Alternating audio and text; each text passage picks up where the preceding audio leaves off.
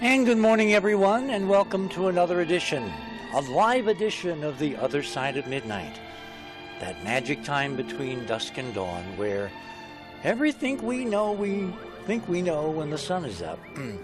Although, again, now it's becoming more confusing because there's a lot of stuff going on in daytime that only used to be discussed in the hours between midnight and dawn. Before we get going, I want to thank Mike Spent for filling in so ably last night. It was kind of funny because between the other stuff I'm doing, and it'll come out what we're working on. We're working on something so huge. By the end of the program, we're going to be able to tell you what the huge thing is that we're working on, so you got to stay tuned for that. We're in 160 countries and soon to be in a lot more places, so we will get to that momentarily. I did want to begin tonight with an homage to something very, very strange going on in this culture right now.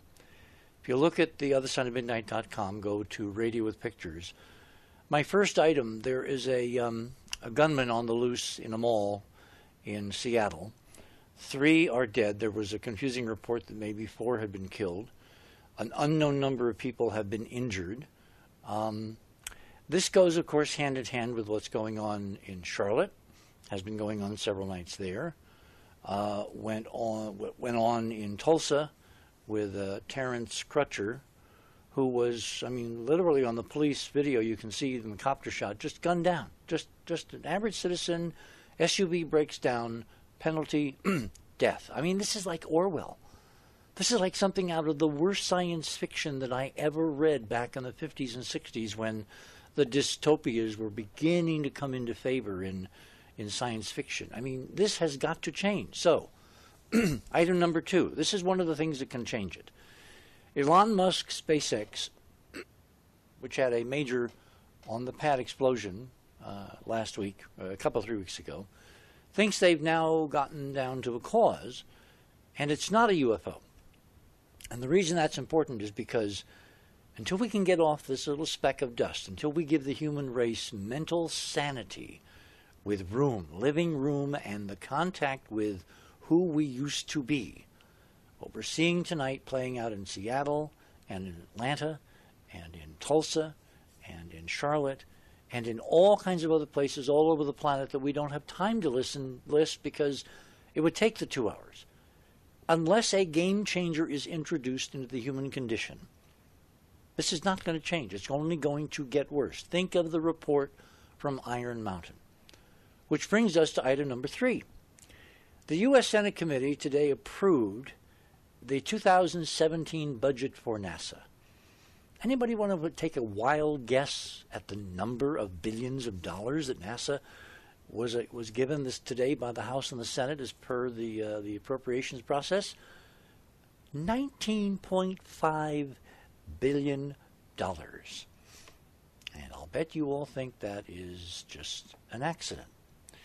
Well, the game changer that we're going to talk about tonight, completing in terms of the opening part of this series, what my friends and colleagues so ably did last week, we're going to talk about what we found in the solar system and what it means for us. Who the hell are we? And I'm going to begin tonight with a colleague and an old friend. Well, she's not that old, but we've known each other quite a while. And she was in on this from the beginning, so we're going to kind of take a leap back in history, lay a foundation for what we thought we might know then and what we know now. And then in part 2 of tonight, second hour, bring all my panelists back and we're going to have an interesting free-for-all because we're all going to get a vote in what the hell does all this mean. You're on the other side of midnight. My name is Richard C. Hoagland. There's a last quarter moon up there and a very frosty sky in the land of enchantment, and we shall return.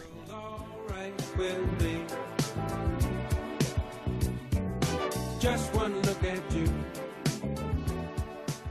And I think it's gonna be a long, long time. Touchdown brings me round again to find I'm not the man they think I am at home. Oh, no, I'm a rocket man. And we are back on a frosty morning in the land of enchantment. It's actually going down into the upper 40s tonight. I think summer is over. Fall, the equinox. It's amazing how things respond to the equinox. Speaking of responding, I've been trying to figure out this afternoon how long Kynthea and I have known each other. It's like, you know, there are people in your life that you can't look back and think of a time when you didn't know them. And it may be relevant to how we got into what we're going to talk about, but you know, let me kind of give you the thumbnail sketch here, and we will go from there. Kynthea is known to the early Mars researchers as Mama Mars, lives in the San Francisco Bay Area, and is an artist and the artistic director for the Mars Project and the Enterprise mission. She sculpted the first ever face on Mars, physically sculpted it with clay and all that stuff. Of course, you guys out there in those 160 countries wouldn't know about clay if it's not on an iPhone. There were things like clay, so she made this physical model along with a feature at Cydonia on Mars called the Cliff that echoes the profiling face features. This sculpture appeared in the first edition of the Monuments of Mars by yours truly and was later corroborated by computer analysis from Dr. Mark Carlotto at the Analytical Sciences Corporation in Boston. Then came what we called the Cody Mars face, unveiled at the Cody conference, where she contributed to discussions with other anomalies researchers, including folks that dropped in like John Anthony West. When the Mars Global Surveyor took provocative images of the face on Mars, she set about to sculpt the face once again from that data, including the new information released in the NASA image. That sculpture, the Malta Bronze, was featured on a later edition of the Monuments of Mars book cover, designed also by Kynthea. Kynthea organized the first Mars exhibit and was a key organizer of 2 JPL rallies in protest of NASA's somewhat suppressive policies in this direction. She sculpted a face several more times over the years, creating a 3D computer model later used in the Mars space animation featured on Pox TV. The publisher of Monuments decided to rename her using her original middle name, Lynn, as a last name without even consulting her. Anyway, Kynthea has dedicated more than 17 years to studying and sculpting the face on Mars, along with other analyses of other, and now an endless parade of extraordinarily anomalous objects on Mars. Kynthea, welcome to the other side of midnight. Thank you, Richard. It is definitely a pleasure to be here among other curious minds and forward thinkers. So thank you very much. I'm very happy to join you tonight. Well, it was quite. When I'm looking back and I'm thinking, when we began looking at this crazy idea that there had been an ancient civilization on Mars, which A, the space agency hadn't thought, we were smart enough to know about, so they didn't tell us. And B, when the images came out, everybody instantly said, trick of light and shadow, trick of light and shadow. So how was it you got to the position, or how did I get you to the position, I guess, where you would tackle this incredibly arduous, literally backbreaking process? So kind of enter the story there. What prompted you to do what the officialdom had not done in 15 years? Well, at the time, you'll remember, in fact, even at first, when you first saw the Viking face on Mars view, you also you thought it was a trick of light and shadow. And then De Pietro Molinar sent you a set of photos. And with the 2 faces, it ignited this excitement. And we were hanging out all the time, and we had all these photos, and there would be photos strewn all over everywhere. And it was you who found something that appeared to have some logical connection to the face on Mars, which brought attention to Cydonia. And at the time, we were all trying to think of, like, well, if you were standing in the city, what would it look like? What would it look like? And being an artist, I thought, well, the only way to know is to sculpt it. And I didn't realize what a task this would be, because what happened. Well, wait, you were a fine artist. When I met you, you had all kinds of exhibits and paintings all through the house and all that, but you weren't really a sculptor. But you decided with your artistic eye to basically make a three-dimensional sculpture to see if the trick of light and shadow canard by NASA was in fact true. Well, yes and no. I wasn't focusing on sculpture, but I had done sculpture during high school. I actually had a work cast in bronze, and I had actually carved out of soapstone and out of marble. It's just that I didn't choose to focus my attention that way. So there were only a few pieces. But in this, I would say the quantum memory is the quantum memory of having done sculpture. I have that it's innate in me. Mm-hmm. And so when we wanted to know what this object looked like, I thought, oh, it'd be a simple task. But what I didn't realize was how to get to the actual face. And if you look on the images that are online there, the first one there is the different versions of the sculpture, and the second one goes into okay. Everyone goes to theothersideofmidnight.com, click on Radio with Pictures, scroll down, and have to go kind of far down to Kynthea's items. And there's like 3 long image strips, graphics. Click on the first one, Mars Face Sculptures. And then click on it again. That makes it really big. Okay. Sorry, that was a huge painting sliding down. Give me 1 second here. I got to slide it back up. There must be a ghost in the house here. It's like Mysteries of the Museum. Wow. They come alive. This is really weird. It's never done that before. That's what they all say. Okay, there we go. There we go. Okay, so we've enlarged number 1 of your images. Okay, so there you can see the different versions, and at your leisure you can take a look at the other one where I go into an analysis. But here's the thing: is that first I was just curious to say, oh, how does it look? And I thought, oh, simple, it'll be simple. And I set up a projector on a long board, where I could create the 2 different sun angles. Mm-hmm. And I would sculpt, and I would sculpt and sculpt and sculpt until I got it just to what I thought it would look like. And then I would photograph it, and then I bring it into the computer and put it alongside the NASA, let's say, the low sun angle, and get it just what I thought was precise. Mm-hmm. And I would see where it matched and where it didn't match, and where it didn't match, I was resculpting. Okay, so cool, wonderful. Then I move the projector to the other sun angle, and what happens? It doesn't look at all like it. So then I'm sculpting again, and I'm sculpting again, and I get it to where I think it's sort of like that, and I take the pictures. I can't tell you how many hundreds of pictures I took. Bring it into the computer. Does it line up? Does this match? Does this not match? Okay, sculpt, sculpt, sculpt, sculpt. Then, all right, so you think you're done. Go back to the other sun angle. It doesn't match again. So it was this back and forth, back and forth. This went on for weeks. I remember you complaining about your back. Yeah, because I had to lean over this sculpture I had to have the sun angle, the light projector. I had to see it the way the NASA photo was appearing. So it wasn't like I was standing up sculpting it. I was leaning over all the time. But what I want to say here is it was a really delicate balance to find where those 2 light angles were intersecting with each other. To find, back and forth, back and forth, back and forth, back and forth. And this process happened with each of the evolving Mars face sculptures. See, this was so crucial because behind the scene, or behind what you were doing, NASA was publicly saying, and even people like Sagan were saying, it's just a trick of light and shadow, that it had no 3-dimensional face-like attributes.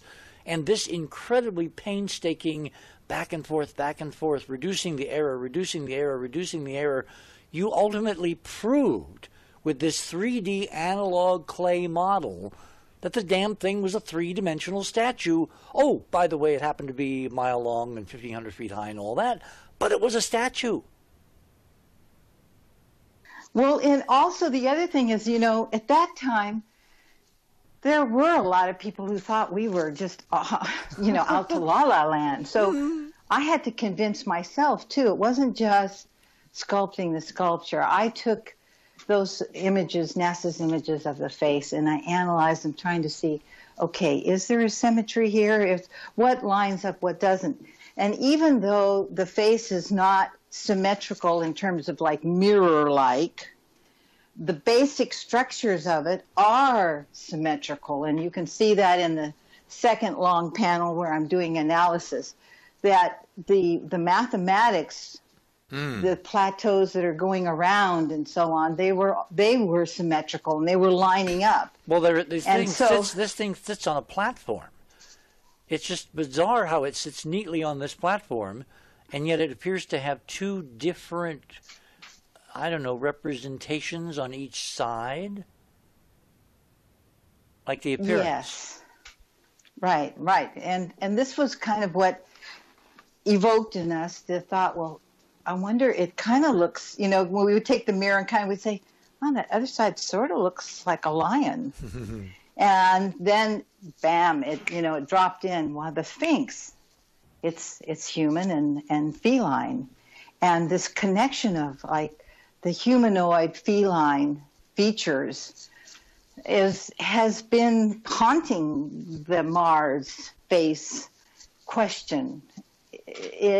Because it brings to mind, well, what is the question, or the connection between Earth and Mars? And I remember you did some calculations about the Earth rising up behind the face on Mars, Yeah, they're just added to that magic. They're called precession calculations, and they're based on mainstream work that was coming out of NASA. So what we did is we plugged in the angles. If you stood in the center of those pyramids we called the city, and looked across the face several miles to the east as a kind of a profile, which is what your model shows, what would you see behind it? It turns out that 500,000 years ago, the face would be kind of homage to the Earth going around the sun like a brilliant planet, setting and rising behind the face on Mars, standing in the center of those pyramids. So that was my provisional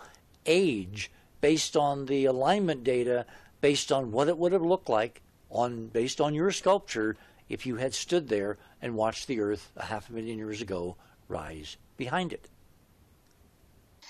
Yes, and the other thing that was like a magical surprise that came out of sculpting this was that there was this feature behind the face called the cliff. And if you look at it, it's very strange. You see a crater, and then you see this object sitting on the edge of the crater that obviously was came there after the crater was very long, created. Long linear feature. It goes across the flow marks. It's definitely later. And so we just sort of thought it was a kind of a random shape. But as I proceeded to do the same thing with that and sculpt it, one day I was picking it up, and I lifted it up to eye level like if I were in the city looking out to it. And this huge, awareness dropped in, and I said, oh, my God, it's a profile of a face, too. And then I looked at the face on Mars in front and the cliff behind, and it was like it was echoing it or framing it. And I thought, oh, my God, I'm the first person on this planet who's seeing this. It was like being teleported. I can't tell you the energy and the electricity that came off of that moment. And then when I showed it to the other researchers, it was like it became even more obvious. Wow.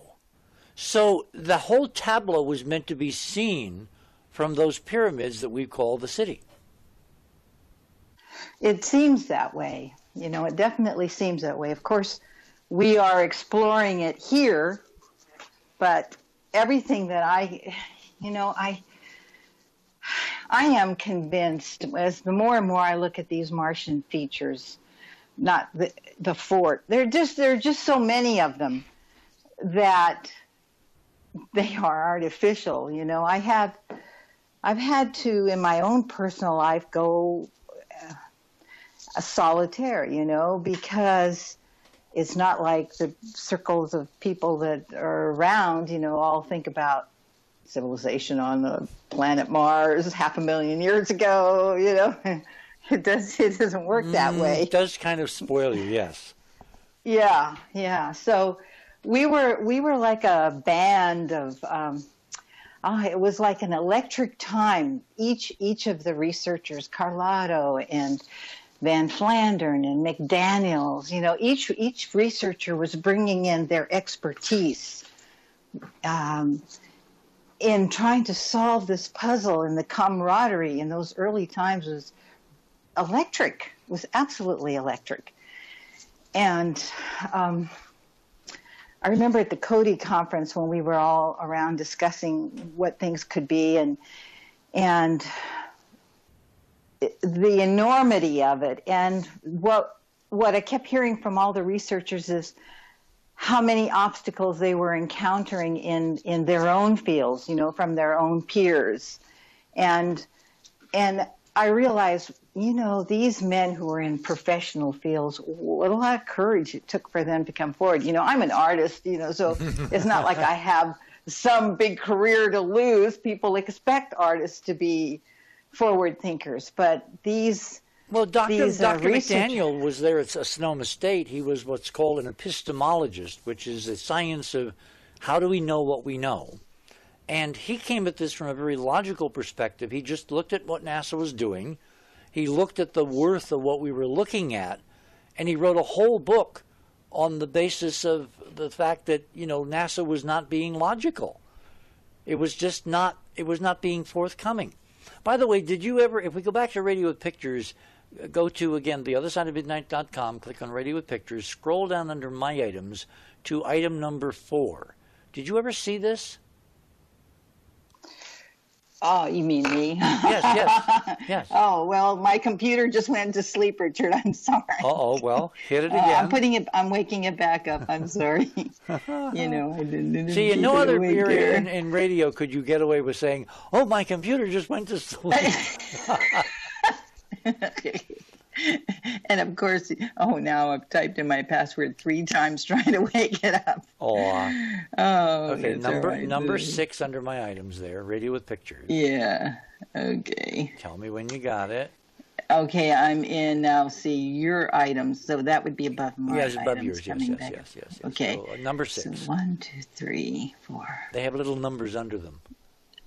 So. Not on my page, but it's it's a horizontal one. No. It says, keep going. Number 6, up higher. It's the composite of the face.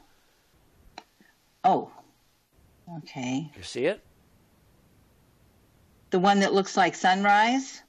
Well, it's a composite. It's a left and a right. And it's in color. And it's number 6. Okay, yeah. Okay. Well, I don't see a number 6, but I see the... Click on that. Yeah. Okay, now is this an image is familiar to you? Because this is so bizarre. This is in terms of composition. The left hand of this is a composite of a black and white image and a color image from 2 different missions. The left-hand side is from Mars Surveyor. The right-hand side is from a spacecraft called Mars Odyssey, which had a color camera called Themis, and they took pretty high-resolution color. So what I did was, that was the only image ever taken from the Odyssey spacecraft of dawn, with the sun rising in the east. Mm-hmm. But the sun is not up yet.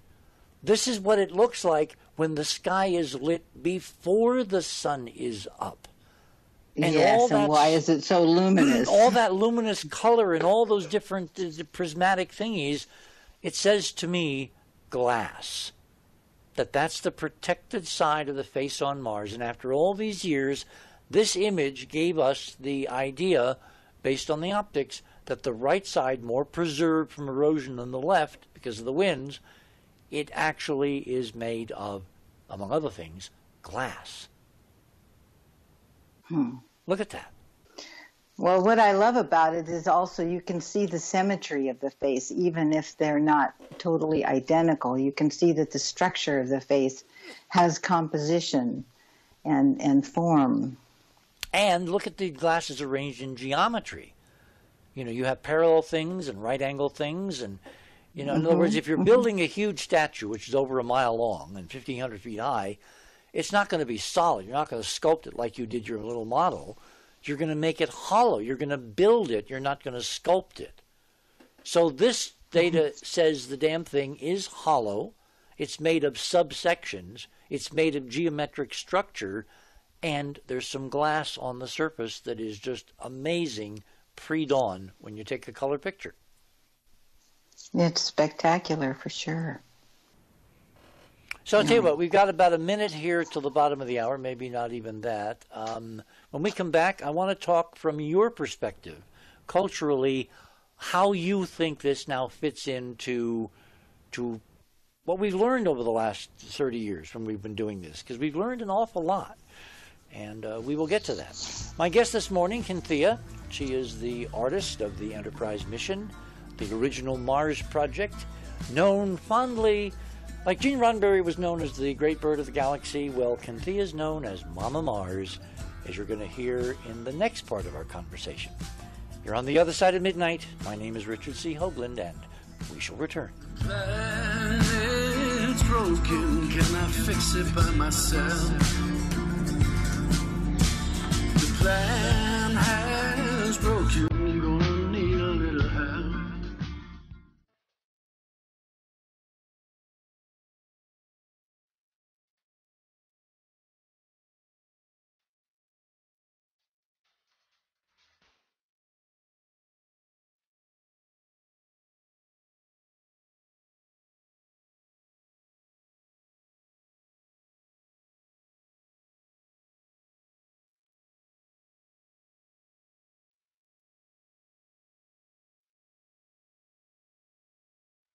And we are back on the other side of midnight on this Saturday morning, end of the week. We've survived another week, and next week is going to be absolutely beyond belief. So get ready. We're going to talk toward the end of the show about some of the things that are going to happen here. We're going to try to prepare you for what's happening there, meaning anything that's not here. So, Kynthea, we have more images on the on radio with pictures. So let's go back to images, and we'll kind of creep up on meaning. But see, to me, right, as we kept going through these iterations, I got more and more ideas about what the heck was going on in this place. So where should we go next? Number 3? Yes, that would be the rallies. Americans yes. for Open Planetary Research. Oh, you got to give people the background on this. Well, okay. There were actually 3 rallies, 2 of which I was a key organizer together with David Laverty and Jim Gressroot. They contacted me. It was funny because David contacted me so reluctantly. He thought I was like some famous person who might deign to talk to him. I just laughed when I heard that. But he in our circles was known as Guido, and he would pull off these secret missions at night, like plastering the New York Times place with Mars photos and so on. Anyway, the 3 of us were not very happy with what was going on with JPL in the images. And so in November of 1996, while you were at Cape Kennedy in Florida and we were in Pasadena, we were pulling off a rally. And this composite of images is of the two rallies, and there was a third time we went down there to JPL, and there were so many Mars enthusiasts who came and joined us. And I remember the night before the rally, Jim and I, we were in Jim's garage creating these big signs and painting signs, and, so we would have stuff for them. It was like this mission that we were on, because we really wanted to wake up public attention to what was going on. And well, no one had ever demonstrated about space. I mean, the networks actually covered it because they were mind-boggled that enough people gathered in those plazas in front of JPL that afternoon and those mornings actually cared and gave enough of a damn about it that they would make a political issue. And so, yes, it got a lot of coverage. Right. And at one point in one of the rallies, I think it was the one in 97, the police had come trying to stop us. And further down in the image, you see that they're the police and they're talking to us. And so I said, well, you can't arrest us for walking the crosswalk. So we started walking back and forth in the crosswalk. Every time the light would turn green, we'd walk across with our signs across the traffic, wait on the other side, and then walk back. It was. Oh, that's it's about halfway down. It says Trev Brody reporting. I guess that's an L.A. local station. Yeah. There yeah. are. Right. Wow.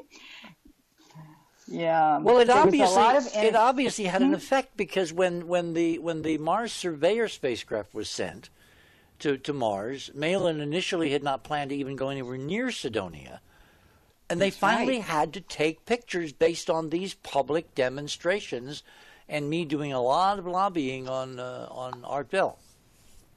That's right. And that MGS photo would never have come through if it hadn't been for all the pressure that they were receiving from the public that wanted to know. We wanted to know. And you know what, here's what I want to say, is that many times I've met people who saw the original book cover, and I would get this response. You know, it reminds me of something. It's so familiar.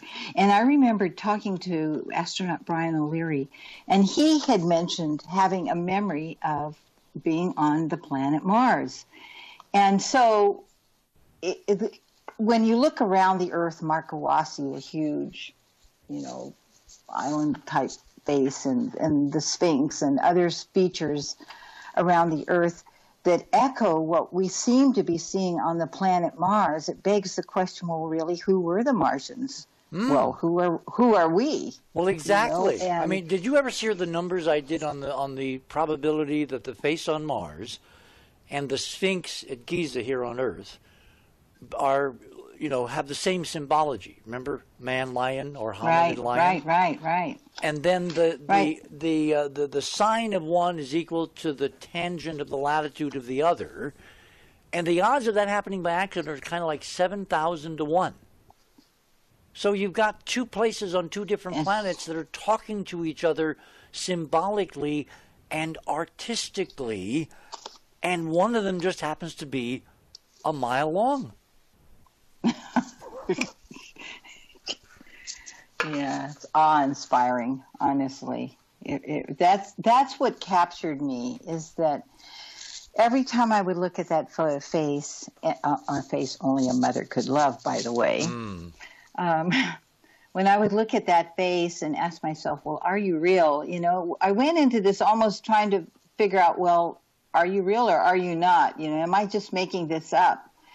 And the more that I studied it and immersed myself in it, it became a silent language. There's what we say with words, but there's also what we intuit with our quantum faculties, if you will.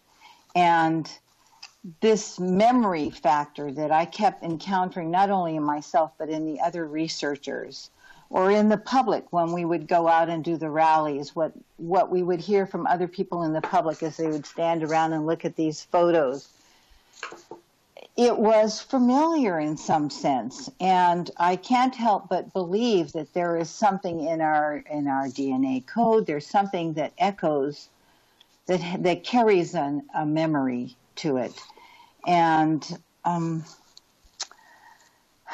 it's, when I say it's a nonverbal language, the great inventions that have come on this planet, they didn't come through words. They came in a swift, intuitive knowing. It's something like an insight comes through and the inventor follows through on that. And it's that kind of impulse. It's a nonverbal impulse. It's an instinct. It's rooted deep inside the primal core of who we are.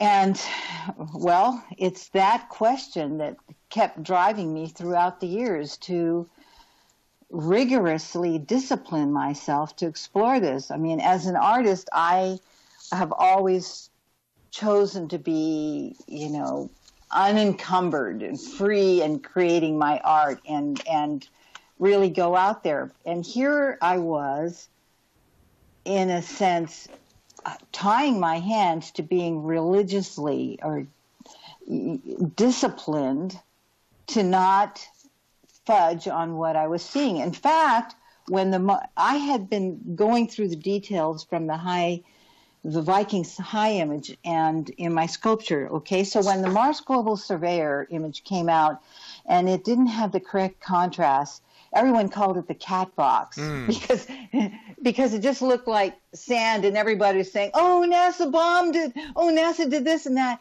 And as I looked at it, well, you know where that name came from, didn't you? It came from Art Bell. The night that this image was published all over the world, Art had me on, and of course, Art loves cats. And he just come from the bathroom apparently where they were testing out some kind of new automated cat litter thingy, which scares the hell out of cats. And he said, "Good God, Dick, he looks like something in my cat box." And that's why it became called the cat box image, because Malin did everything he could to take that image at the wrong angle, the wrong lighting, the wrong season, the wrong everything. Well, what I really want to emphasize here is among the Mars circles, everyone was saying that NASA had in some way damaged the actual face on Mars. And as I looked at it and I saw the details there, I could trace them into my model. And I spoke up and I said, "No, everything is there. It's just that the contrast is incorrect." Yeah. All the things that I was seeing in the Mars Global image, it was in my sculpture. See, this is what I loved about what you did, because you took your whole artistic background and you focused it on a scientific methodology of proving in a 3D model using the best data we had, a stereo pair, 2 separate images, 2 separate angles, 2 separate sun angles, that the damn thing really was a statue. So then when some of these crazy people, and I would get them myself, they would call me up and say, "Hey, Hoagie, they went and they nuked the face." You were able to do point by point and show, no, Malin just took it under the worst possible conditions at the worst possible angle so everybody would think it was not real. Right. Gosh, NASA actually playing with people's consciousness in science. You'd never believe that. So looking back now, I mean, you guys had a kind of a love fest the other day when I wasn't able to be here, and we're going to have one again, I think, toward the end of the show. We're going to talk about everybody looking at what this means. But what do you think now, looking back over all those decades, when you look at all this junk lying around in these curiosity images, there is zero doubt, zero doubt that there was not an ancient civilization on Mars, maybe more than one. And when you look back in terms of the work at Cydonia, how does that make you feel that, damn it, we were right, us crazies were right? Relieved. Well,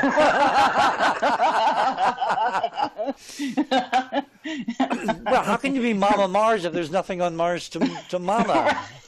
Right, Oh, my God. No, she's not crazy. It really is there. No, I want to say something also is that as we were looking at what was there on Mars, sometimes I would ask myself, I wonder if this is one of the Garden of Edens, because in Genesis, in the Bible, it's like the Garden of Eden story starts up and then it starts up again. And I always wondered, well, I wonder if that was perhaps the first Garden of Eden. Oh. If maybe the story was not just Garden of Edens here on planet Earth, but maybe a continuation of the Garden of Edens. Interesting so idea. That's been a question mark in my mind for many years. Well, there are lots of textual connections to where you might actually think, if you look at the original Hebrew, and I should have Stan Tenen on to talk about this, but there's an awful lot of Hebrew which has what you would think Martian overtones in some of the language. For instance, the Earth, the red Earth. What planet do we know if you form creation, humanity, consciousness by breathing spirit into red Earth? What planet has an awful lot of red Earth? See, that kind of thing. So the implications that come with this data, now that no sane person can look at these image after image after image after image and say it's not there. So then you get to the extraordinary position of, what the hell does it mean? What does Cydonia mean to you? I mean, we've got some friends that are thinking some pretty awesome things about Cydonia. As an artist, when you look at Cydonia and realize now they, whoever they were, did it, how does it strike you? Oh, it's like touching an ancient memory that resonates a chord of awareness, and it's a wake-up call. It's like, okay, let's be more conscious. We don't want to repeat what happened there. It's a wake-up call, and I feel that's why it's so timely that now it's getting attention again, because our Earth is on an edge right now, and we need that wake-up call. We need that wake-up call. And so as an artist, all my art is really focused on consciousness. That's really been what's my key driving force in everything I do. And it's not that I have the answer. It's that I like to ask the questions. I like to open up the questions. And so Mars is that giant question mark for me. It is echoing the possibility. It's, it can't be ignored now. And what is it going to mean as information around the world goes that, yes, there was an intelligent civilization on this other planet. Things are going to have to be reevaluated. Things are going to have to be renewed, resurrected, big mind shifts. And I don't think it's going to come easily, because change is not normally greeted or welcomed. Change is like resisted. And so I feel that the artist's role in our culture is to be like a spearhead on a rocket, to open up the possibilities. That's what Star Trek was about, great art. It opened up the possibilities in our minds of what was possible, and it echoed most likely what has been, maybe not in precise detail, but the core messages there are true to the heart. You feel it in your heart. And I feel that the question of Mars, I will say, the research has been very much dominated by men and looking at all the artifacts, and it's a very linear kind of process. But going parallel with this has been an intuitive process that I see happening not only for myself, but anyone who encounters these images, that it's waking up the quantum self, the consciousness, and it's resonating that deeper knowing, and I feel that it's activating the core heart energies, and so that's why it holds my attention. It's not just a barren, desolate planet. It has the seeds of consciousness in it, and what that could mean in terms of waking up and saving our planet. And the heart energy there, I think it opens us up to a greater spiritual knowing that we as a species are not alone in the universes, and there is a field. Mm-hmm. The thing I find so sobering, and I've felt this for literally decades since I first realized in that little den there in Berkeley, in my little cottage, as I said, all alone except for the clock and the cat. And I realized this was real because I saw the first geometry that could not be natural. And we've amassed now a tremendous amount of evidence that says, yes, there's a planet littered with the remains not only of one civilization, but many. Like, for instance, if you go to the other side of midnight, click on Radio with Pictures, scroll down under my items to number 5. This was spotted early on in the Curiosity mission, just photographed by one of the cameras. And it's, when you look at it, it's in this agonizing question again, is it just a trick of light and shadow?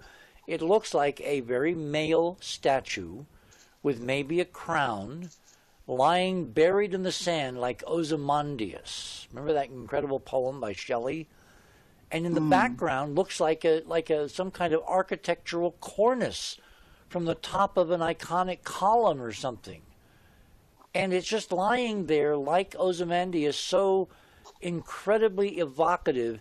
And if you go in and zoom very closely, you can see that NASA very carefully pasted in the shadows so you cannot see if the image on the left is mirrored by the reflected light of the statue that's not buried in the sand on the right. And you can see details in other shadows. This shadow they painted in so you can never know on this data whether it is truly a bisymmetrical face. But when you look at all the detail that you can see there, would you not agree, Kynthea, as an artist, that that damn thing has to be a statue? Well, it certainly feels that way. Doesn't it? Perks my curiosity. Definitely. Now, the fact that it's Definitely so does. eerily familiar, it's like something you could see in Athens or see in Egypt, including the architecture behind it, that cornice. This feels so much like not an alien culture, but a human culture. It feels like us. All the way down to a statue lying in the sands 2,000 miles away from the mile-long face on Mars. We're looking at artwork that's communicating across the millions of miles and the millions of years. And what the hell were they trying to say? Right. Whew. Strong. I want to take this opportunity, Richard, to also point out that there are some, to experience the face on Mars, there are some animations. If on the pictures where the small pictures are, it says Kynthea's YouTube, and that is 3 animations. And I just want to make sure that the audience knows that that's there. They can look at it at their leisure. There's a fly around the face on Mars with a 3D model that I created in the computer and was animated by Fred Torres. And then there is the tube, which is an experience in itself to look at that animation. But then one of the other images I have was an experiment I did to match these tunnels or tubes that are on the planet Mars, and you'll see the NASA photo, and then you'll see in the animation what it looks like. So you've got the sunrise, sunset, and you've got the fly around the Mars face, which is an experience in itself, and you've got the tube animations. And the music was music that I created together with Richard Kaplan, an amazing musician. And I just wanted to make sure to get that in because Fred has done fabulous work. And you will get a feeling of being on the planet if you watch that fly around, the flyover. It will really, I think, move you. Okay, I'm taking a look at one of them. Oh, my. Oh, look at the texturing. Yeah. Exactly. Yeah, we created a texture map from the actual Mars Global Surveyor image. So, okay, we got a few minutes till to the top of the hour, and then we're going to bring the gang on, and we're going to all have at this. But in the period of time when there's no competition, what do you think happened? What are we looking at on Mars?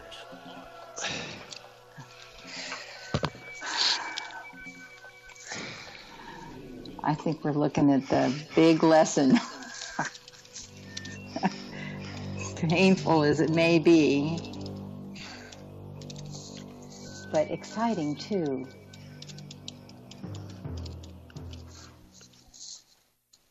Okay, there are 3 videos in this sequence? In this link, I think? Okay. Oh, they're really amazing. This was you and Fred Torres who did this. Yes. You can make them full screen. I mean, what's eerie to me is how the computer model, which is a lot simpler and does not do things to your back, looks like the clay model. In other words, the very idea of analog and digital meshing, of giving the same answer. And remember, in the beginning, everybody listening to the sound of our voice, they thought we were nuts because NASA said it was a trick of light and shadow, and it was so hard to overcome the idea that it had to be a trick because nothing like that could be real on Mars. And, of course, now We know there's so much else at Cydonia. I mean, have you seen some of the detailed analyses that Keith Laney has done with the incredible geometry and the depressions all around the D&M pyramid, and then the comparative work that Andrew Curry did to compare like surface artistic views of what that geometry would look like. I mean, we have so much data now over what we were working with way back then, but it is interesting that we seem to have nailed it. Yeah, and for me, an exciting thing was on the very first face on Mars that I sculpted. It was Dr. Mark Carlotta who came in and did a simulation afterwards on the computer, which confirmed what I had created. And I thought, wow, that was a shocker, because computers were just getting going in those days. And to have someone come in and verify it was like, wow. See, that's another thing. When we started this, which was something like 30 years, does it feel like more 30? 33, more like 33 or so. Oh my God! Where does time go? None of the appurtenances we now take for granted, Photoshop and YouTube and Google and global social media, none of that existed. We were doing the researchers. We were connecting on the old computer where we just had little black and white like text messages going back and forth, and reams of paper with these little text messages coming and you through. couldn't send images. You couldn't, the bandwidth, it was totally, it was dial-up modem, for God's sake. So, so this was really, evoking another line from Star Trek. It was kind of like stone knives and bear skins. Yeah, so when Dr. Mark Carlotta came forward, that was like, wow, you can do that? And remember how he made a 3D and then we rotated it around, and then I got this idea of putting it at the front on the first several dozen pages. When you open the Monuments of Mars, it's kind of like one of those flip cards where you scroll, where you use your thumb and you scroll the edge of the page. You'll get this little flip animation of Mark Carlotto's three-dimensional rotating model of the face on Mars that matches Kynthia's hard copy in three-dimensional clay. And by the way, matches the animation that you'll see in that YouTube video. So, hold it there. We're at the top of the hour. We have a short station break. You're on the other side of midnight, everyone. When we come back, we're bringing the gang, the imaging gang, and all their diverse opinions about what the heck have we stumbled over. And then the more important question, what are we going to do about it? Because just us guys knowing about this, it doesn't mean anything. We've got to diversify and democratize this, as you'll hear in the next hour. You're on the other side of midnight, and we shall return. Don't go away. I'm your captain. I'm your captain. Though I'm feeling. I don't want to talk about things we've gone through, though it's hurting me. Now it's history. And we're now into our second hour on the other side of midnight on this Saturday morning, August 24th. August, what am I saying? September 24th. Well, see, it's still Mercury retrograde, so I take no responsibility. ABBA in the background. So let me introduce the gang, because you know them by now. Our imaging team. Kynthea, you've already met this morning. There's Keith Laney, Will Farrer, Tommy Jensen, Andrew Curry, Chris Maroney, and way over across the pond, Robert Harrison. Good morning, everyone. Welcome back to the other side of midnight. Good morning, Richard. So I'll tell you what. Why don't we've got about 5 minutes here before the next break. If everybody can do it really quickly, go through how you each got intrigued with the idea of a civilization on Mars. Keith, you start first. It's almost like I always knew this, Richard. I mean, I remember being in grade school and writing a paper about a missing planet, yeah, so, but actually the first time I actually got a real inkling of it was when this crazy guy with immaculate hair showed up on CNN pointing at it. Oh, my gosh. Okay, hang on. Will, what grabbed you about this crazy idea?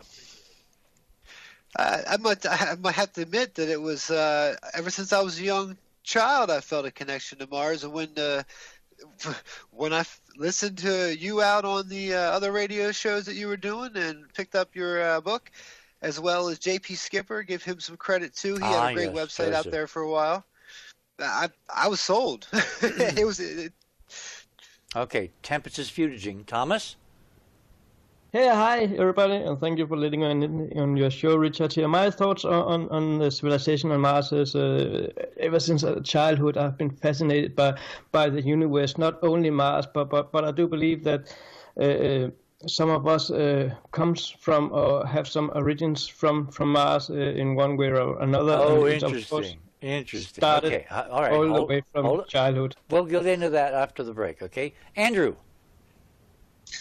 Richard, I used to read as a little kid a comic book that was a basic space war with motherships and fighters, and I would play Holst's The Planets, especially Mars, and I would read my comic book religiously when I was a little kid listening to Mars. Amazing. I think I'm seeing a pattern here. Chris, go ahead.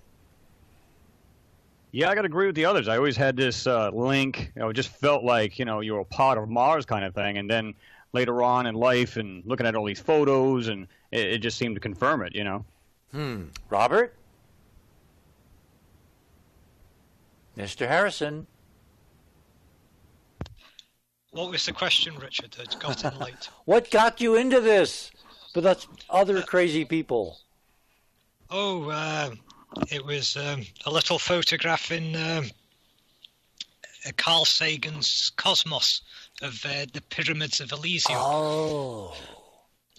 Yeah, these huge tetrahedral, mile-sized pyramids on the other side of the planet from this place called Sidonia. So, all right, here's the pattern I see. Every one of us, and I have to count myself here too, every one of us who took this seriously and asked what could it be real and then followed the science to make sure that it was real, we all believed it could be real. Is it possible, ladies and gentlemen, boys and girls, that the people that we talk to who don't see it because they never imagined they would see it? And hold it there. We're 5 after the hour. My guest this morning, too many to count. We'll do that when we come back. I'll give you Facebook and Twitter info and phone numbers to join if you want to pop in a question or a speculation. You're on the other side of midnight, and we're tackling the question in this hour, are we the Martians? We shall return.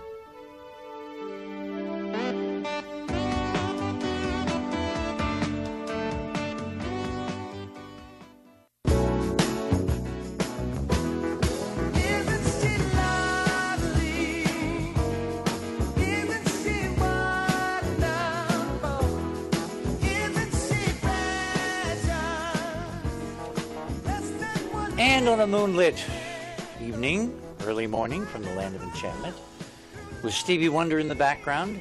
Okay, everybody, again, this pattern is intriguing. Everybody who's involved in this, like we are, also believes it's not only potentially possible, but maybe even likely that one of, or not maybe more than one of, our many, many, many, many, many lives in this reincarnative model actually may have been spent on Mars. So I think it was, Thomas, I think you were saying something like that. Yeah, I talked about that we could be originated from Mars and a lot of other planets. Our universe is so big, so if Mars would be the only place that the humans came from, or was, how to say it in English, created from, or being a part of, and then it would be weird to me if it was only Mars that we came. But I believe that part of us originated from Mars. There are many angles to look at it. There is a spiritual angle, and there is a physical angle. There are a lot of ways to how you can perceive this topic. Okay, so by the way, somebody is building a house in the background there. They got to stop doing that, okay? Did you have these feelings before you saw this data, or was it the feelings, the inspiration that made you kind of pursue the Mars data and ultimately find what you found? I have had this feeling since I was a childhood that there was more in our universe than we were able to understand with our human minds. It's an intuition I have had since I was a little child, and when I grow up, I'm born in 1977, exactly my birthday today. Oh my God, happy birthday. Thank you. And when I started in school, I remember seeing the face on Mars from Cydonia for the first time, and I was fascinated by it. And my intuition right away told me that there was something to this, more to this than we have been told, or than we see in the picture, or than the information we are given by NASA. And as a little child, you don't do research as such. You do that when you grow up, and so did I. I started 10 years ago about doing my actual research on this topic, and I do believe that there is life on Mars, and there was civilization that is, or is civilization on Mars that are way much more technology. They are way ahead of us in technology and knowledge. Sorry, my English. I have to find the words. I'm not speaking normally. So this is interesting, because if you hadn't had that feeling that you might not be totally from here, you wouldn't have had the feeling to go looking. That could be a good point you're having. I always had the feelings that we were not from this planet. This planet is seen with a spiritual view. This planet is a school, so to speak, for souls to reincarnate, and some of those souls have been on Mars. Some of those souls has been on other planets in our solar system, planets that we probably not even are aware of yet. But we will be at some point. Okay, let me move this around then. Andrew, how did you get involved in this? How did you decide to look up, really up, in terms of art? Well, again, Richard, I think it just began very early when I was very young. And I know for me, besides reading books like Martian Chronicles by Ray Bradbury, which I found very comforting because it seemed, again, very familiar even as a youngster. Well, see, let me stop you there. But when I was looking at the Mars stuff, as Kynthea and I were discussing a little while ago, I was struck again by this overwhelming familiarity. Yeah. And I got this sudden shocking thought one night, oh my God, what did Ray know, and when did he know it? Because Ray Bradbury, when he laid out the Martian Chronicles, the bottom line of all the stories assembled into his novels, the Martian Chronicles, was, we have met the Martians and they is us. So then the question is, I'm looking at more and more of this stuff, and of course it's really come out in the last couple of weeks, is we're looking at basically a Martian junkyard. Was it us? Are we looking at us? And as Kynthea then said, if we are, what a hell of a cautionary tale. Yeah. I mean, one of the things that we've noticed, look, you can throw a dart. If you were standing on or floating up above Mars' surface right now, you could throw a dart or shoot an arrow and you're going to hit something artificial. Yep. And one of the things that we've noticed, and I know there's this word pareidoia that's just thrown around, and we get a lot of people sort of tossing that our way. This whole idea of a trick of light and shadow and recognizing patterns. I mean, Keith has a really great concept. He goes, well, it's like a plug in a wall. It looks like a face because it is a face, because it's supposed to let kids know not to put their fingers in it because it's a big mouth open. So, I mean, it's the same thing on Mars, not that it's a plug-in. But, look, you could have some of these things be tricks of light and shadow. We can see like an old face in the side of a cliff here on Earth. But when you see these faces over and over again on Mars, or what look like faces, and not only that, Richard, but many, many cultures are represented. There's a multitude of artistic styles. We see stuff that looks Mesoamerican, and I'm sure Keith is going to talk about that. We see Egyptian, we see Hindu, like the Cambodian temples. And I mean, I've even think I see something that looks like a classical Greek or Roman piece. So if it's all tricks of light and shadow, and those are only just the artistic forms or the worn down artistic forms, we're seeing stuff that looks mechanical, and the biggest ones are the structure, is the masonry that you see what seems to be like masonry over and over and over again. And Richard, another thing about these mounds, and it's something that Keith has really brought forward with his gigapans, and everybody should go and look at Keith's gigapans. Neville Thompson has done some beautiful work too. He's part of the United Family of Anomaly Hunters, and Keith has done some stunning work recently.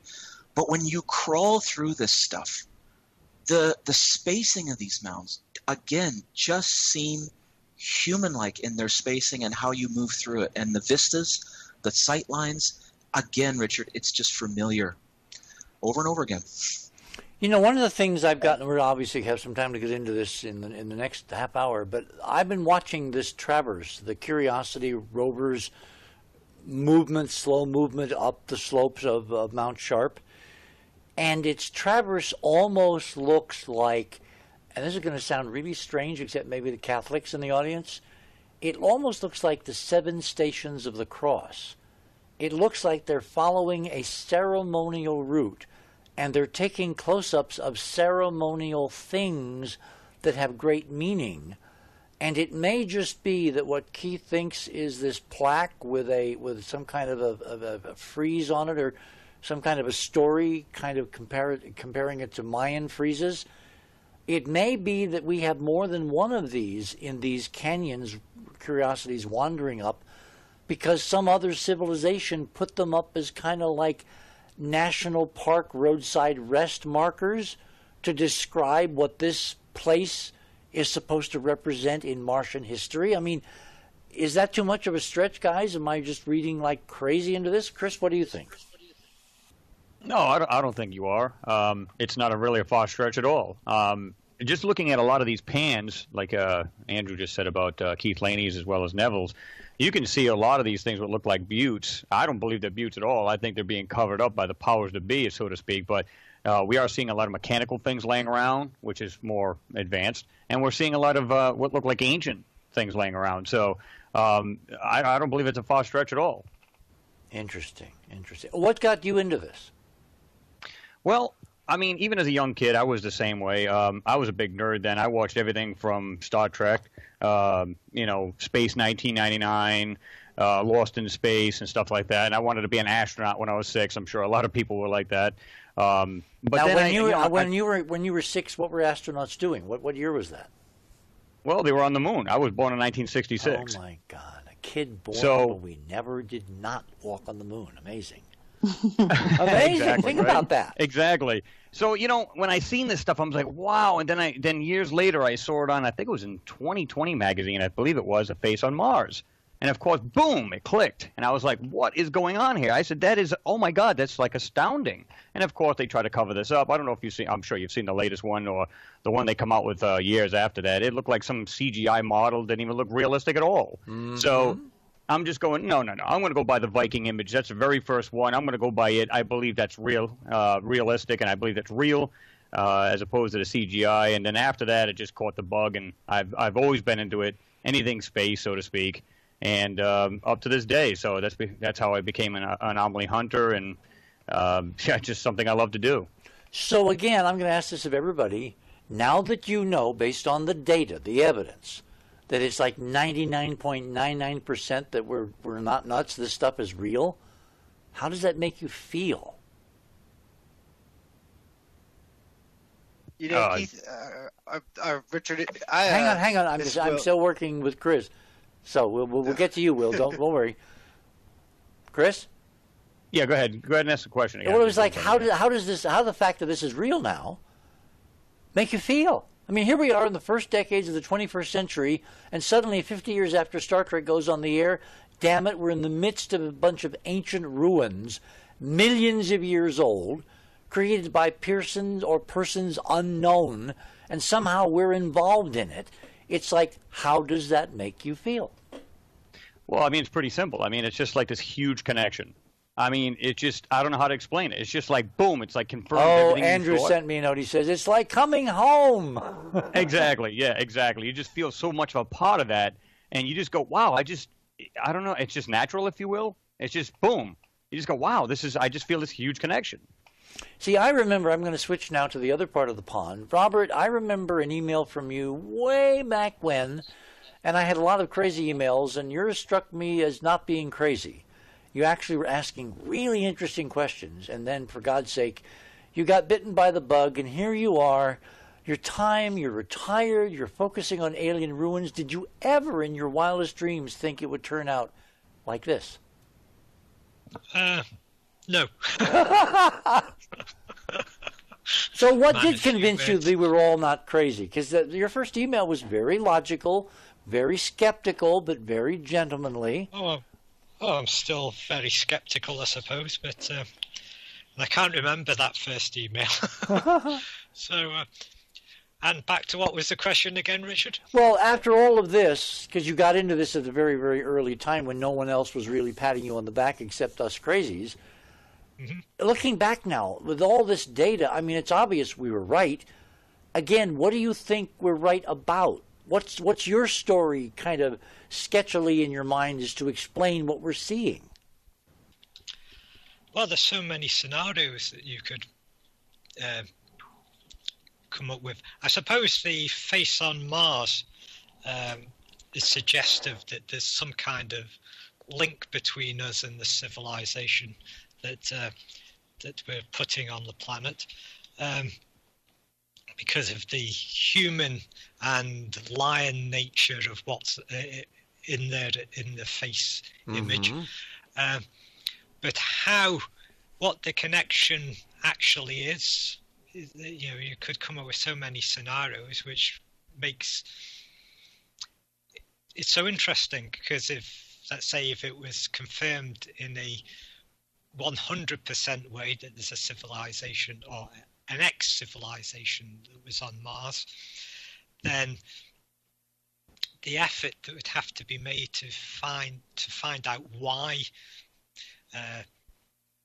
and which is the proper scenario would be immense. You know, the amount of space exploration needed, the setting up of our own colony on Mars to explore it all, trying to coordinate everything between the nations of the Earth and private enterprise, you know, because it could turn into a real treasure hunt, you know, and what's there could be wrecked by us.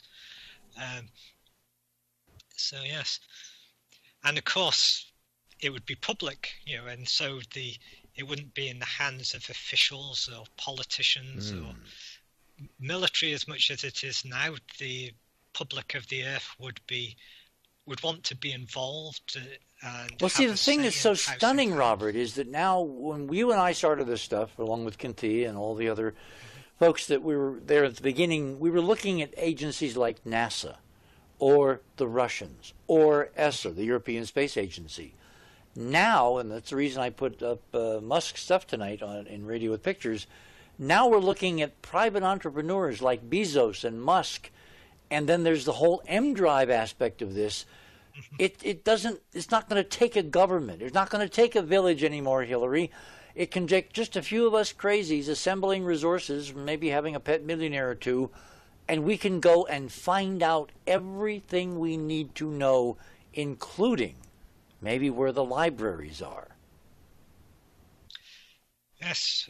Well, in terms of the libraries, it would be good if they had something like their own equivalent of Wi-Fi internet, wouldn't it? Wouldn't that if be? Somewhere in a deep bunker on Mars, say there was a dormant servers there that have just, you know, gone into hibernation, and rather than searching the whole planet for a library, that if you found a way through pinging through your own Wi-Fi somehow, that you could reactivate that and draw out the information somehow. I have a feeling we're going to have to find something like crystals or some media, some technical mechanism that we plug into a machine that probably is there somewhere, you know, like a player.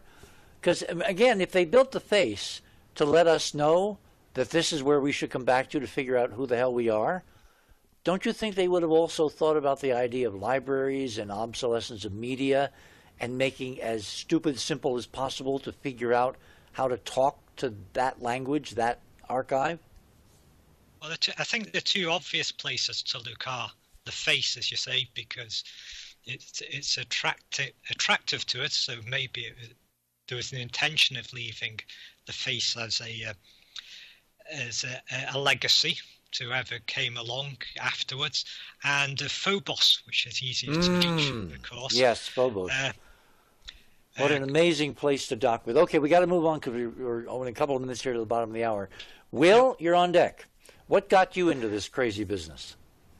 Well, when I was young, I used to. Oh, he's only in his ancient. 35. Yeah, right. Okay. I'm in my ancient mid 30s. I used to be able to astral travel when I was a younger child. Oh, really? I grew up trying to learn what that was, and I really ended up into the paranormal side of things more than space. So I'm actually coming at this from. I didn't watch Star Trek. I didn't watch Star Wars. I didn't have that that conditioning that I think a lot of you guys have. You poor deprived child. Oh my God! Your parents should be taken out. And why didn't you watch any of this stuff? Right. I was busy watching Unsolved Mysteries and all those type of shows at night, and that brought me in because they would bring these type of things up about, like UFOs and things like that. But I never really did buy the whole, gray type, alien type thing. I've always felt like when talking Mars, that it was more personal. And the imaging that I finally started, I think I'm up to 660 videos now that I've done on various anomalies. Only 6 more to go to the end of the world.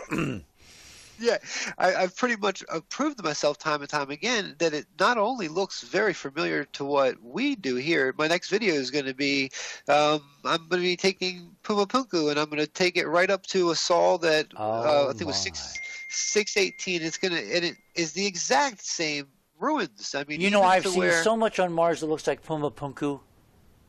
Like just on Mars as opposed to on Earth. Okay, hold it there because we're coming down to the bottom of the hour. I need to do a couple of housekeeping things. We'll save Keith for after the bottom of the hour, and then we'll go looking at a couple of images as examples of things. Then I'm going to ask some really, really deep questions. So think about deep questions. I want you to, think deep. If you want to join the conversation and send us a Facebook query or a Twitter question, obviously upper left-hand side of the radio of theothersideofmidnight.com, and there's our 2 little icons there. Click on those. And obviously, this is a program that you're going to want to listen to later, so you need to join Club 19.5 to do that. We have our own library, over 200 programs now, in a very interesting set of arcs and story ideas where we're trying to meld research so that when you listen to the archive, it's more than the sum of the parts. You're on the other side of midnight, live tonight on the radio, last morning of the week, Saturday morning, gorgeous moon up there, with my panelists, and the future we shall return.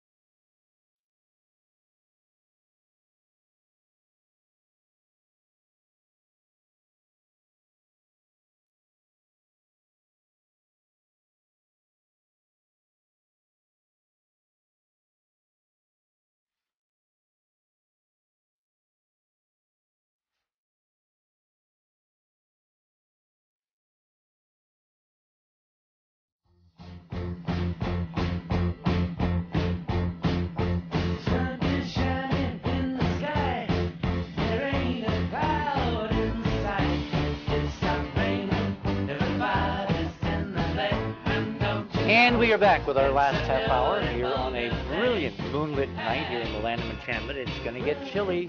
Oh my God, it's 42 degrees.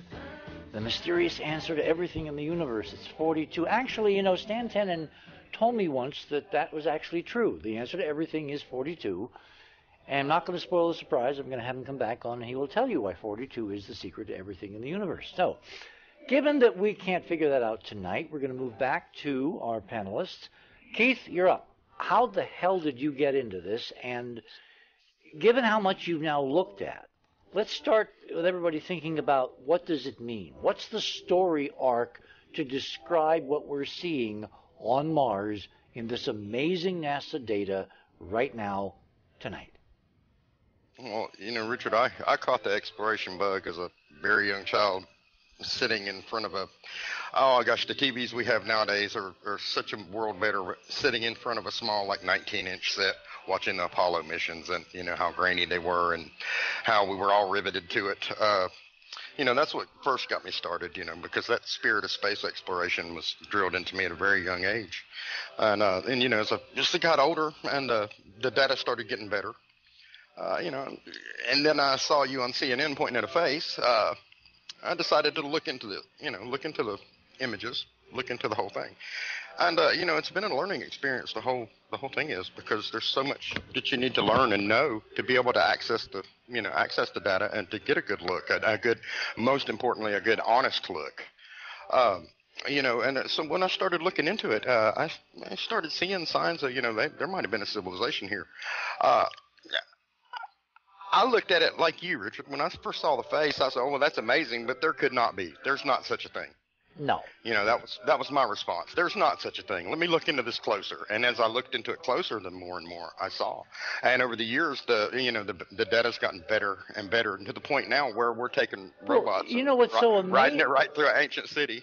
What's so amazing to me, Keith, is that for all its protestations, NASA has gotten I don't know how many million press releases on Cydonia. And they keep saying it's a place, but it's not interesting. It's just, water, the edge of the so-called, what do they call, hummocky terrain.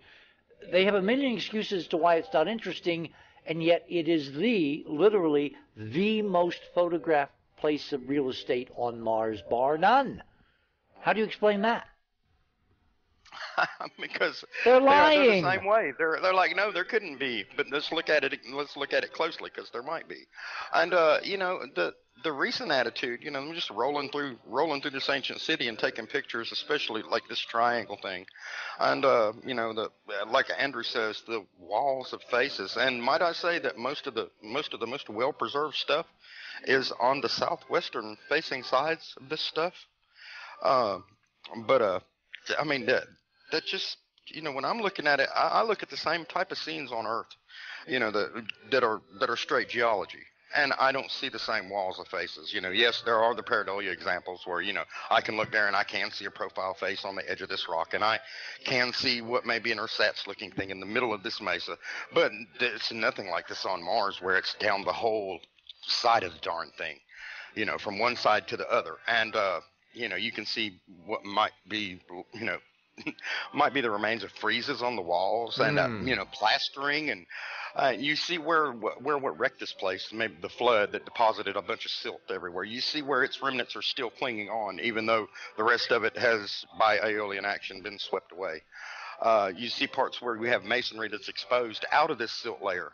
Andrew did a real nice little display of one on the show last week or week before last, and it showed the masonry that's behind the silt layer, and it's like Chris says, it's a lot more modern looking, what's underneath. And so what we're doing is going through here, and it's so hard to see for some people because it's half covered with this tenaciously clinging layers of silt, and you can see those fine plates of stuff that are dropping off of it, but this is. To me, it makes more sense looking at it in an archaeological standpoint, because you see these faces, you see these sculptures, the soldier that's on the side of the of mound number 4. That's as you go through this area, and what else? You raised an interesting point earlier, that when you go through here and you see Mount Sharp in the backdrop of these large panoramas, you see where the whole it is a processional way. I think it's a Stations of the Cross procession. They are following a ritual path. Well, I mean, there's one of the gigapans that I've done, and I mean, I've done like 30 of them in this tour through the mountains area. There's like 33 of them, I think, total. But as you know, I was doing these. You know, I'm seeing this in perspective, and looks like you've got two large statues, one on the left, one on the right, and you know, and then a series of mounds, all geometrically spaced, one on the left, one on the right, a little further back, one on the left, one on the right, a little further back, and then framing the backdrop with Mount Sharp rising in the background. Well, to me, you know, man, if I was standing there looking at the Great Pyramid, from, you know, with the Sphinx on one side and the other ruins on the left, you know, standing there on the plateau looking at Giza, that was uncovered. I mean, like if it was still covered up, that's the same kind of feeling that I get, you know, the same kind of impression I get from those images, that this is a ceremonial place, and they're walking through there, and like you said, there's signs as you go by, and this might be the art and the heroes and so forth represented from one of these ages, and then you go down to the next one. This is what I'm thinking, you know. In other words, I wanted to have a kind of a crack tonight. We're only going to get a first shot at this. We're going to do many more shows like this. But I wanted everybody to kind of give a big picture crack at what do they think happened. So, Keith, let's bring in Andrew next. Oh, okay, there I am. Sorry. I had to be quick on the draw for that mute. Well, one thing, Richard, real quick, is like Keith said about the Egyptian material. When we look at this stuff, if we didn't tell people where it was, so we said, "Oh, look at this," I guarantee you that archaeologists would stand up and go, "Oh, wow, that's somewhere here on Earth." And the moment you say it's on Mars, "Oh, well, no, it can't be." So there's a whole barrier to bust through. We can't even take that step beyond this planet. What happened? Well, I mean, I'm convinced of the model that there was a great war, and that not only was a civilization broken, not only was a planet broken, but a solar system was broken, and a physics was broken. And you've talked about this, Richard, and about how we might be now ascending and reclaiming that physics again, how we might be seeing a new physics come into place because it was broken. And we see evidence of this in ancient writings. There's one in particular, and I can't remember, but one of the, I think it's Sumerian, and it says, and they had to remeasure the deep after the war. I mean, I can't remember the title. I'm sorry, it fell out of my brain, but I think it was a great war, and I think it was wiped out. And one of the things that Keith and I talk a lot about this is one of those Sumerian cuneiform texts that Sitchin has translated. Yeah. That's right, yeah. And I'm sorry, everybody, I can't remember the title. But probably the Enuma Elish went on high. Yes. But this stuff is proud and bold. This is not buried. This stuff is buried. Well, it's not buried anymore because it keeps falling out of these cliffs. I keep watching this. It's like driving through Bryce Canyon or someplace here on Earth, and instead of just lots of rock, you've got rock surrounding technology and machinery and brackets and I-beams and all kinds of metallic structural stuff, and who knows what else it's made of. And as the muds and the rocks, the sandstone is eroding, this hard technology is falling out. As I think it was Chris who said, there's junk all over the ground now. Exactly. And it's proud, Richard. I just want to get this last bit in. The Candor tetrahedron, when Keith pointed me at some of what we think, again, is sculpture, some of this stuff is pretty scary looking, and it is power. This is a culture of power. What exactly these people were doing, I don't know, but it had a lot to do with power. Well, they may have wound up being stupid enough to blow up a whole solar system if their culture was oriented to power. See, I've always felt this was a civil war. I never felt we were looking at invaders. I always felt it was two sides of the super race, the gods, because we used to have these godlike abilities. The physics is what I think it was back then. And can you imagine the titanic, pun intended, clash between two sides of a super race? Have we seen any movies kind of laying this out over the last 10, 20, 30 years? Richard, Disney CEO Bob Iger has confirmed another entry in the Star Wars series. They are going to keep rolling out our history right in front of our face. As the reality. Okay, Will, what do you think happened?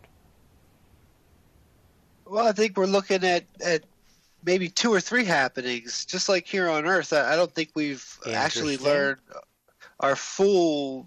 When I look at some of the, let's just go down to the Mesoamericans, it looks like there's stuff on the bottom that's a lot more pristine than on top. So it looks like there had been generations after generations, and they just picked up where they left off and where they were lost. So I'm thinking when I'm going through these images, I feel, and it's more of a feeling, and now I can actually see it, that we have stuff that's laying right on the surface that looks to be a little bit less, maybe oxygen, not as much rust on it.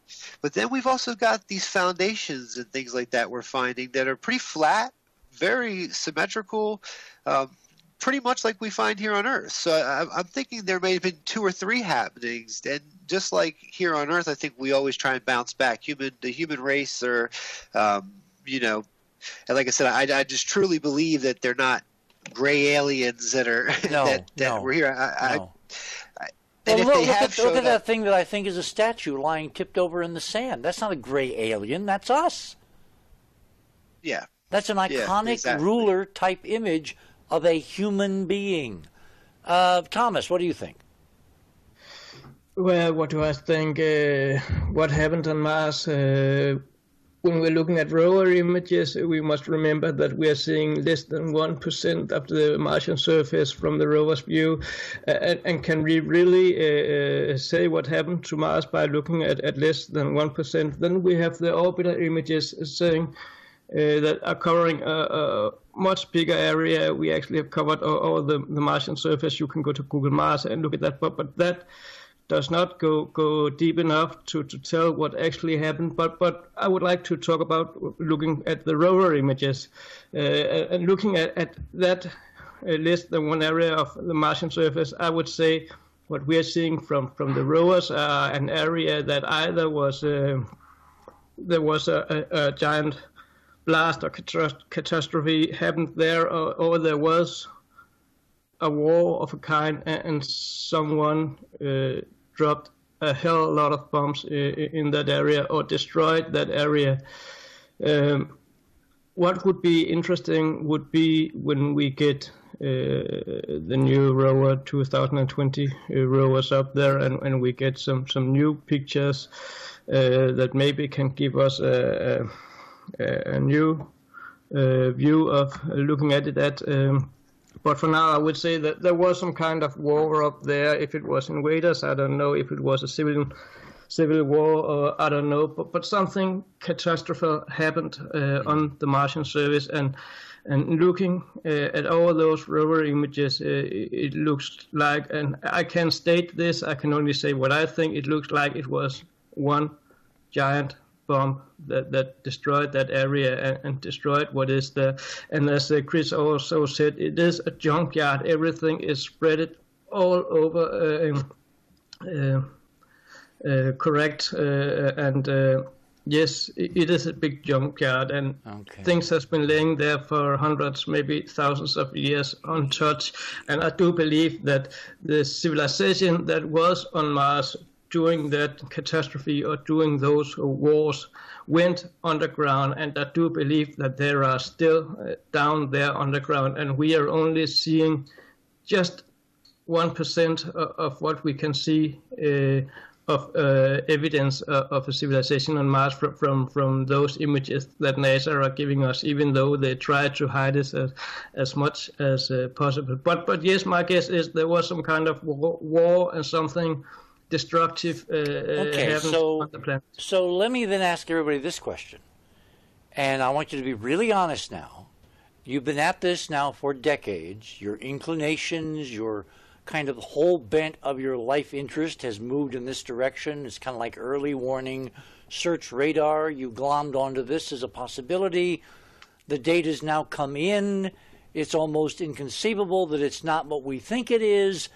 Has anybody had any dreams about being back there now? Yep. Okay, you want to tell us about them? Well, I had, believe it or not, this is a funky dream. I had a dream that we actually went there because they want to send people to Mars, I should say.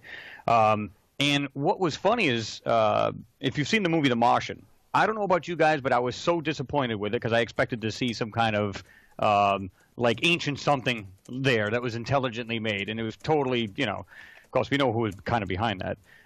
But the thing is, it's like I was expecting them to find this structure, like that was run down or beat up or something like that, and then find, this is the dream I had, that they actually found some building or structure, large structure, went inside it, and it happened to be some kind of like this elevator type thing, and they'd go down. This thing was still powered by like nuclear or some kind of other power source, and they went underground, and there was this huge city. I mean, absolutely huge, where they were still living and thriving, and that the ground itself, like Thomas was just saying, that everything's nothing but destruction on the top, and that they found their way underground. Here's the thing.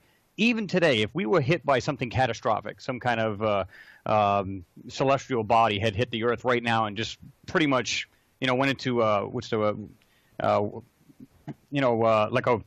just totally killed everything on the planet. We have structures, we have underground tunnels, we have all kinds of things. We got the seed vault, we got everything underground. We would still survive one form or another. So I think that's what they had done. Maybe they knew about this impending doom. Maybe they knew if it was a celestial body, that is, and if it was something that they'd done to themselves, because there was traces of these huge areas of nuclear fallout, so to speak. So, yeah, I mean, one form or another, this planet was destroyed, and, like I said, I think they still survived. I think they're still under there as we speak. Do you know there were a couple of 1950s movies that had that as kind of the plot? Remember those B science fiction movies where guys from Earth go to Mars, land in a rocket ship, and they find this underground high-tech culture because there had been a war on the surface? Yep. Eerie. Yep. Anybody just jump in. Again, the thing that I'm struck by is how familiar things are. So then the question is, are in fact we merely replicating here what we used to do there?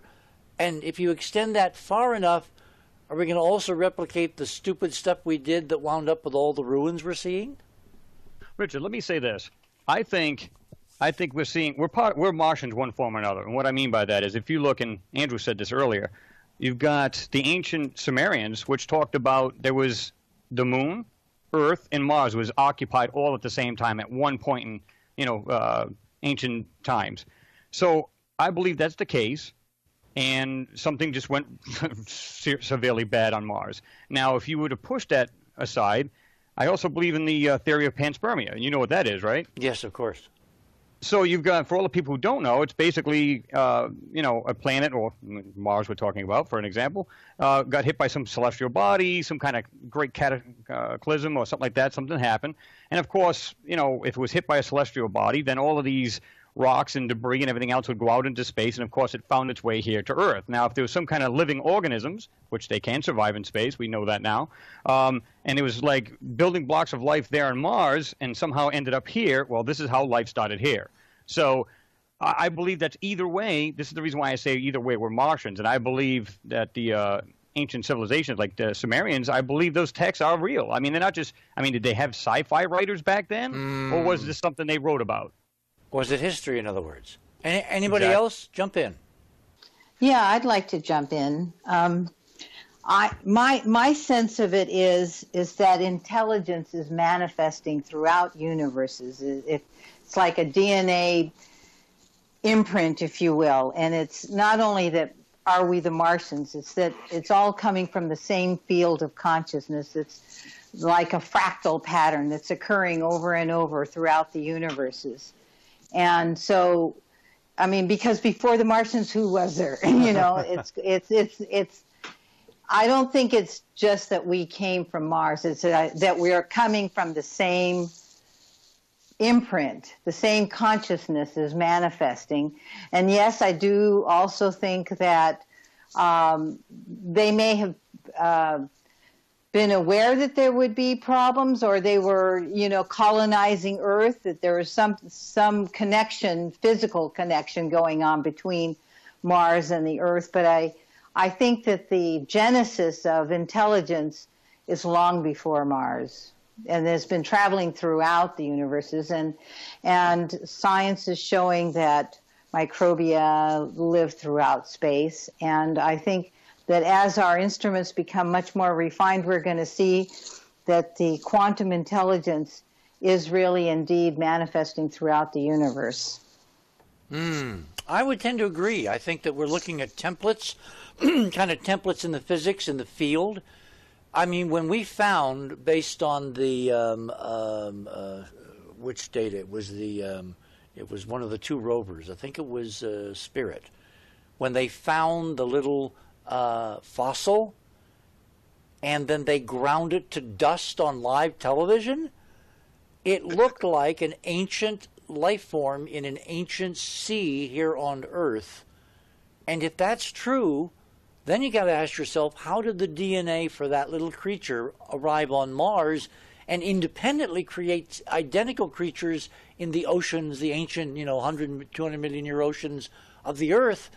Is it possible that we're looking at the given DNA imprint spewed out again and again and again, and it replicates itself in whatever environment it can find, but Darwinian evolution is not part of the plan?